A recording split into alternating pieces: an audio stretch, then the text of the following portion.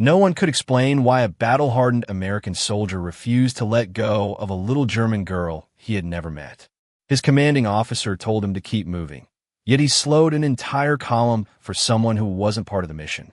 The strange part wasn't that he picked her up. It was what she whispered just before she closed her eyes against his shoulder. Even decades later, the men who marched beside him could never agree on what changed him that day. Some believed it was duty. Others insisted it was guilt. But one photograph, discovered years after the war, suggested something far more personal. By the time anyone understood the truth, the footprints they left in the snow had long since disappeared. Winter had swallowed eastern Germany beneath a silence, so complete it seemed the world itself had stopped breathing. Snow drifted across abandoned roads, settled on broken fences, and softened every sharp edge the war had left behind. Staff Sergeant Daniel Carter pulled his coat tighter as the wind cut across the open fields with a sting that reached through wool and in a bone. His platoon had been marching since before sunrise, boots sinking several inches into fresh snow with every step. The only sounds were measured footsteps, the clink of equipment, and the restless whistle of frozen air slipping through bare trees. Orders were simple. Reach the bridge before nightfall. Keep the refugees moving. Stop for no unnecessary delays.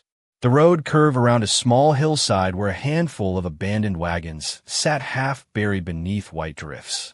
That was when Daniel noticed something that didn't belong. At first he thought it was another forgotten bundle of clothing left behind by frightened families. Then the shape moved. Just once. Small enough to disappear against the endless white. It remained perfectly still afterward, almost as if it had decided that movement no longer mattered. Daniel slowed without realizing it. The soldiers behind him nearly walked into his back before adjusting their pace. A gust of wind swept across the road, lifting loose snow into the air like pale smoke. As it settled, he saw a tiny mitten clutching the arm of a worn cloth doll. Then he saw the child. She couldn't have been older than 8. Blonde hair escaped from beneath a knitted cap, dusted with snowflakes. Her cheeks were pale from the cold, but her blue eyes remained strangely calm. She wasn't crying. She wasn't calling for help. She simply watched the line of American soldiers pass, as though she had already accepted that none of them would stop. Daniel looked over his shoulder. The rest of the platoon had already slowed, waiting for the decision they all knew belonged to him. Lieutenant Frank Morrison stepped forward, snow collecting across the shoulders of his field jacket. "Sergeant," he called, his voice steady against the wind, "we cannot stop long." Daniel nodded without answering. His eyes never left the little girl. She still sat beside the abandoned wagon, one small hand wrapped around the faded cloth doll, the other tucked beneath a threadbare coat that was far too thin for the weather. There were no adults nearby, no footprints leading away except those nearly erased by fresh snow. It was as if the storm itself had quietly removed everyone else from her world. Daniel walked the final few yards alone. His boots crunched softly through the frozen ground. When he reached her, he lowered himself until he was at eye level. "Hello," he said gently. She did not answer. Her eyes searched his face, not with fear, but with the careful caution of someone who had already learned that promises could disappear overnight. Daniel removed one leather glove and held out his hand. She glanced at it, then looked down at the doll resting against her knees. For several long seconds, nothing happened. Finally, she reached in her pocket and pulled out a small silver locket attached to a frayed ribbon. She held it tightly, but did not open it. Daniel understood without needing words. Someone had told her never to let it go. He offered a faint smile instead. "You can keep it," he said softly, although he knew she probably understood very little English. Something in his voice seemed enough. Her shoulders relaxed almost imperceptibly. Behind him, Morrison checked his watch. Every minute mattered. The bridge ahead could become impassable before dark if the weather worsened. Refugee wagons stretched nearly a quarter-mile behind the soldiers, and every delay increased the risk for everyone on the road. Daniel slowly stood. The little girl made no attempt to rise. She simply looked at him with exhausted blue eyes that carried far more years than her face should have known. He slipped off his pack and handed it to Private Samuel Brooks without explanation.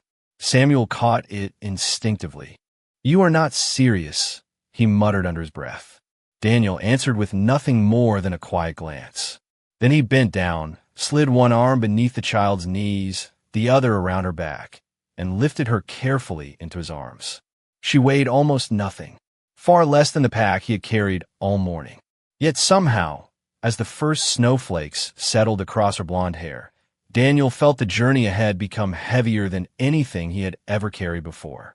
The column began moving again, slower than before, but still steady, leaving a winding trail of footprints across the untouched snow.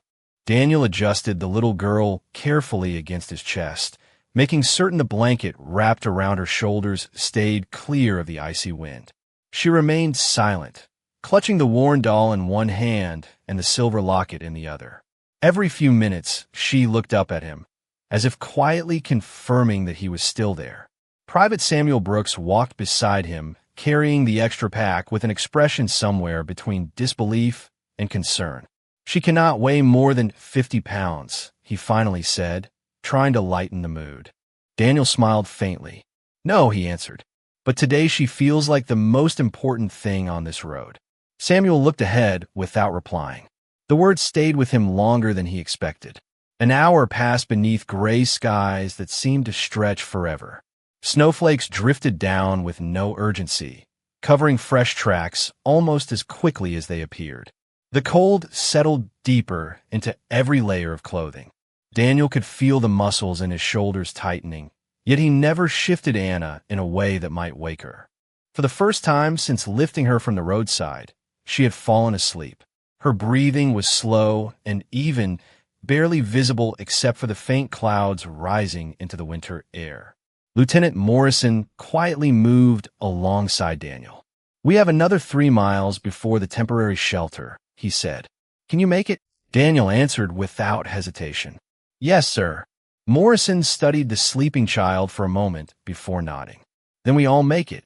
Without another word, he signaled for the platoon to shorten their formation, allowing the soldiers closest to Daniel to shield him from the strongest gusts.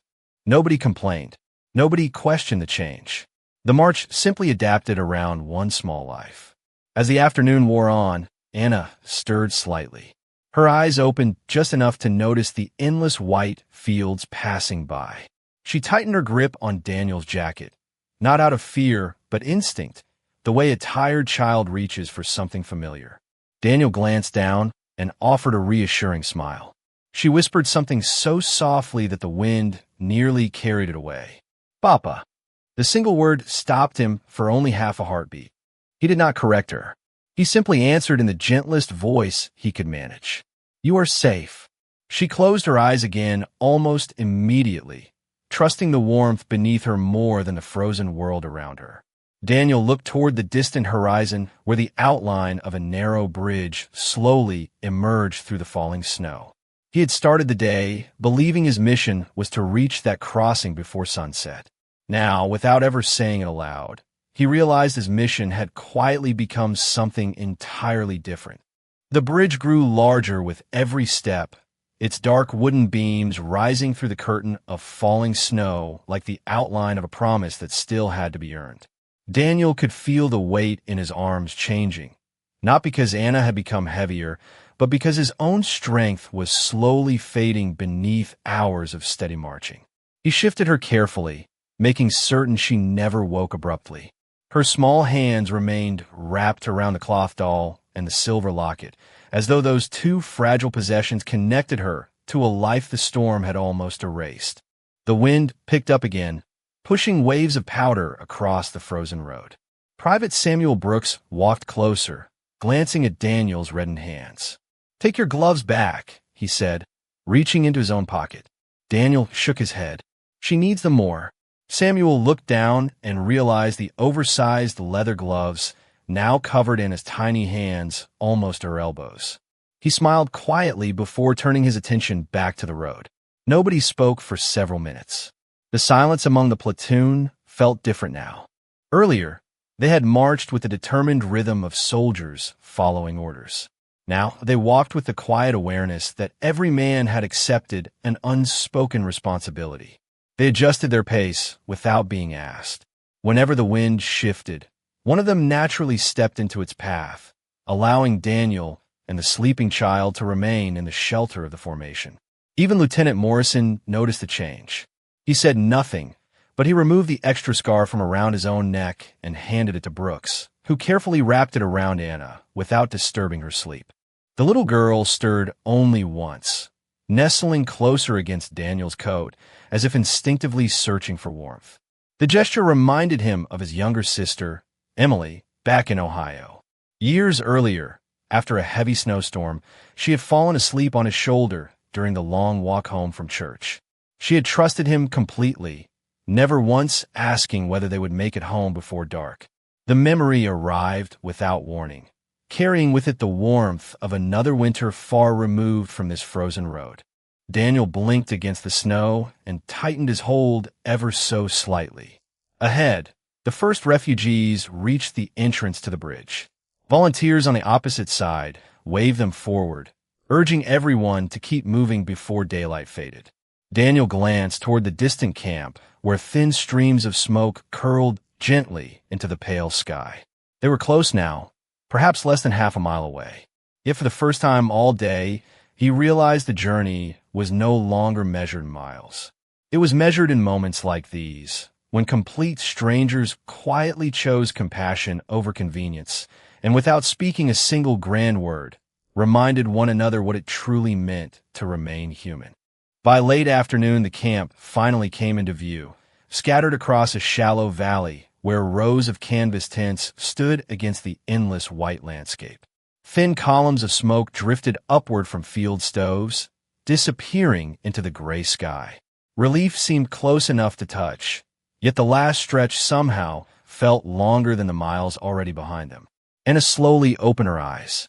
This time she remained awake. She looked around without speaking, watching strangers move through the snow with tired faces and careful steps. Her gaze finally returned to Daniel. For the first time since he had lifted her from the roadside, she studied him with quiet curiosity instead of silent caution. She reached one small hand toward the insignia on his jacket, tracing it gently with the tip of a finger before looking up at him again. Daniel smiled. "That is my unit," he said softly, even though he knew she might not understand the words. She did not answer, but her expression softened ever so slightly. It was the first hint that fear was beginning to loosen its grip. As they approached the entrance to the refugee camp, volunteers hurried forward to guide families toward registration tables and warming tents. A middle-aged nurse wearing a heavy wool coat noticed Daniel carrying the child and immediately stepped closer. She smiled warmly at Anna before looking at Daniel. "Is she with you?" she asked. Daniel paused for only a moment. "She is now," he answered quietly. The nurse nodded without another question. Years of caring for displaced families had taught her that not every story needed to be explained before kindness could begin. She gently invited Daniel inside one of the heated tents where several children rested beneath thick blankets. The sudden warmth felt almost unreal after the bitter cold outside. Anna blinked against the softer light, still holding tightly to her doll and silver locket. A volunteer brought over a steaming cup of broth for Daniel, but before taking a single sip, he asked if there was something suitable for the little girl instead. Moments later, a small mug of warm milk was placed into Anna's hands. She stared at it in silence, as though she had forgotten such simple comforts still existed. Carefully, she lifted it with both hands and took one cautious sip. Color slowly returned to her cheeks. Daniel watched without saying a word. The exhaustion in his body remained, but something inside him felt unexpectedly lighter. Across the tent, Lieutenant Morrison observed the quiet scene before turning to Samuel Brooks with a faint smile. "Some orders are written on paper," he said. "Others find you along the road." Samuel nodded, understanding exactly what he meant. Outside, the snow continued to fall, covering the day's footprints one by one.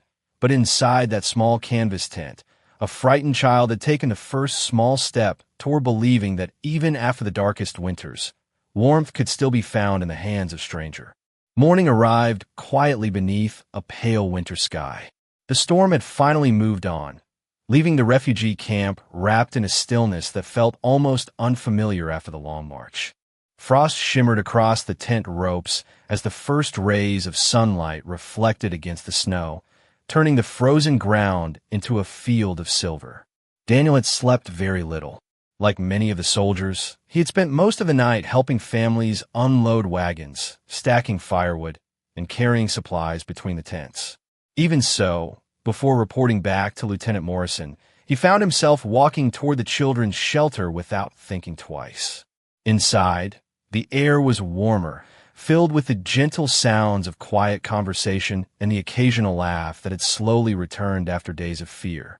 Anna sat on a wooden cot with a thick blanket around her shoulders.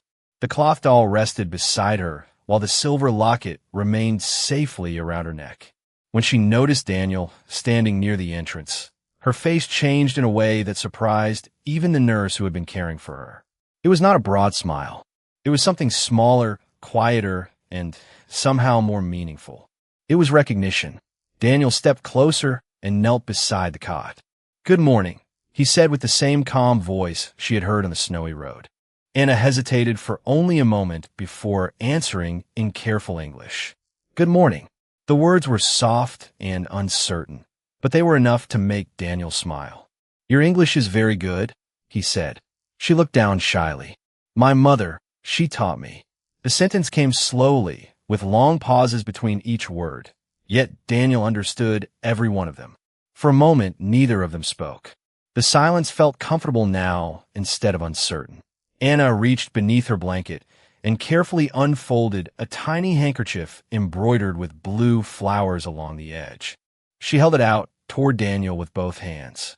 He looked at it in confusion. "For me?" She nodded. "Mama made it." Daniel immediately understood that this was no ordinary gift. It was one of the few pieces of her old life she still possessed. He gently pushed it back toward her. "You should keep it," he said. Anna shook her head with quiet determination. "You keep. So, you remember." Daniel accepted it carefully, folding the delicate fabric into the inside pocket of his jacket as though it were made of glass.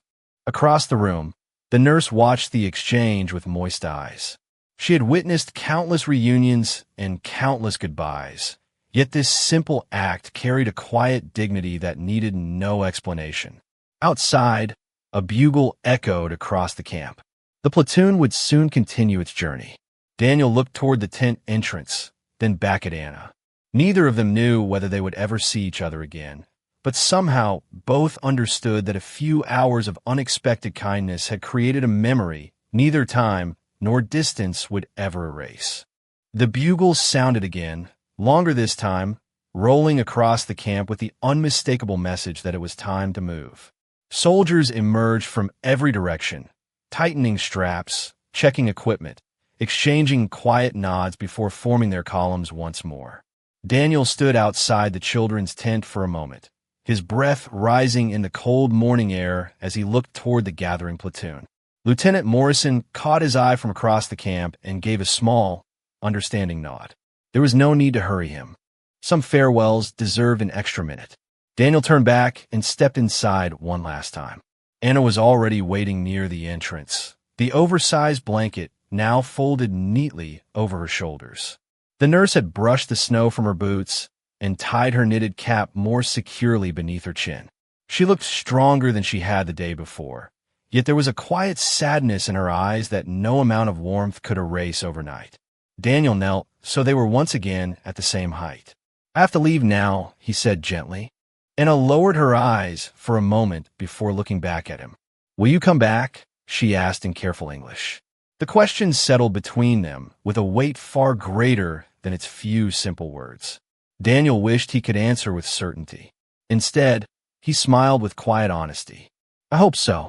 She studied his face, perhaps realizing that hope and certainty were not always the same thing.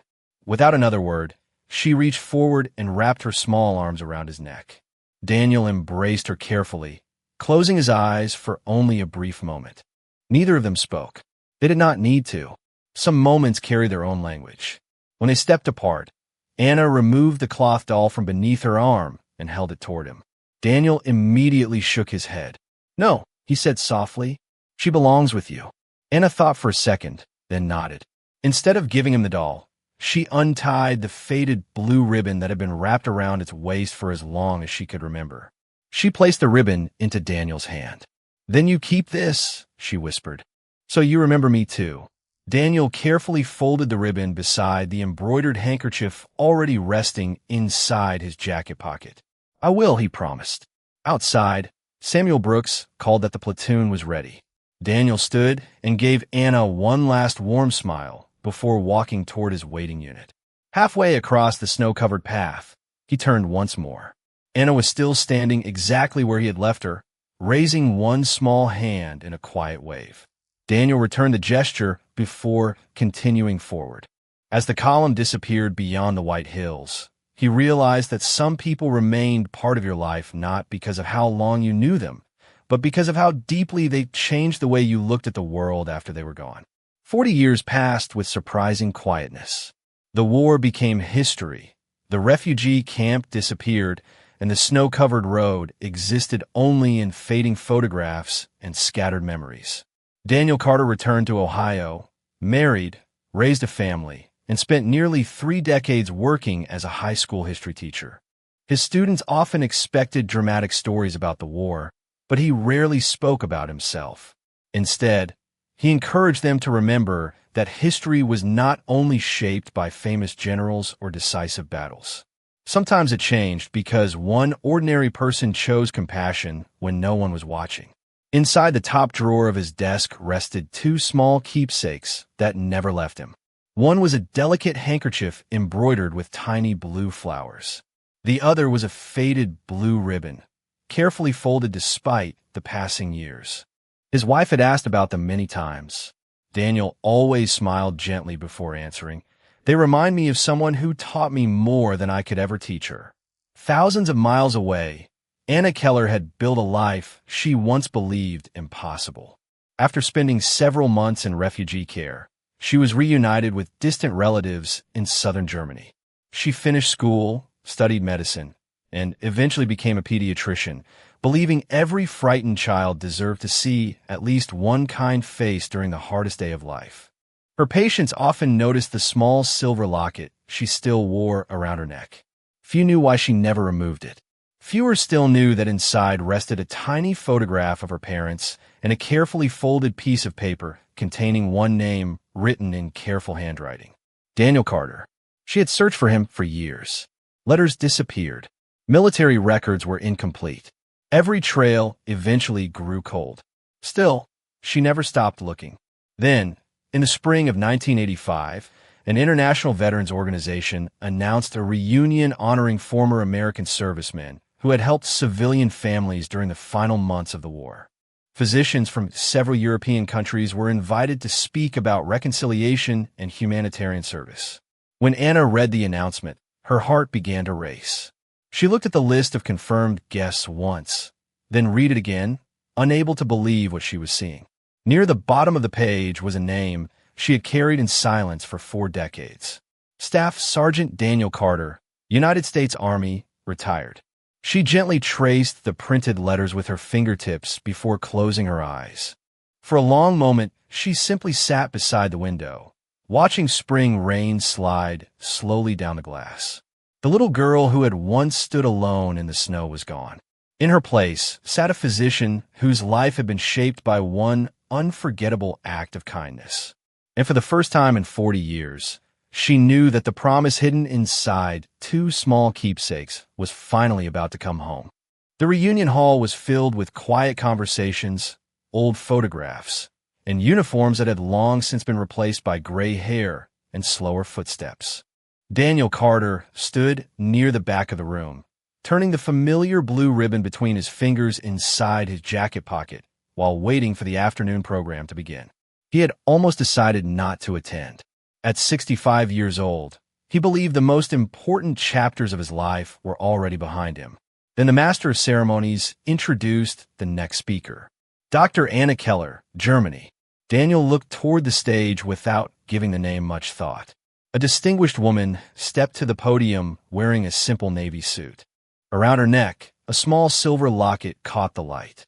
She thanked the audience for inviting her before pausing longer than expected.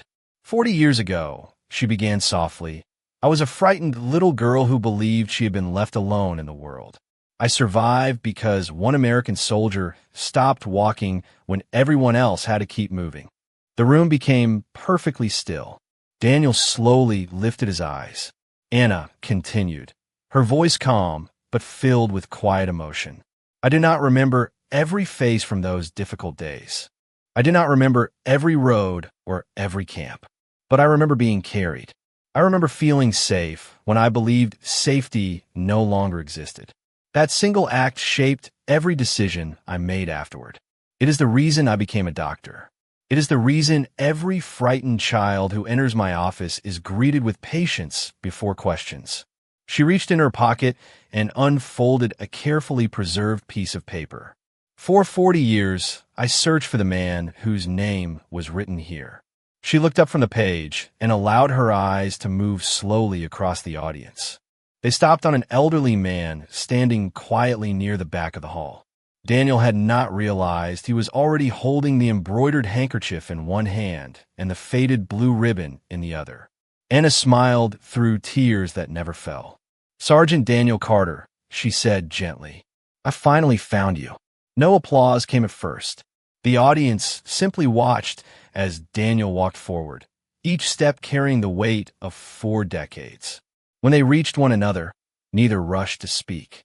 Anna noticed the blue ribbon resting in his hand. Daniel noticed the silver locket still hanging around her neck. Both had protected the small gifts entrusted to them by a child and a soldier who had once believed they might never meet again. Daniel smiled with the same quiet warmth she remembered from the snow. You kept your promise, he said. Anna nodded. So did you. Around them, the room remained silent, as if everyone understood they were witnessing something history books could never fully capture. Battles may define the years of a war, but it is ordinary acts of compassion that continue to shape generations long after the last winter has melted away.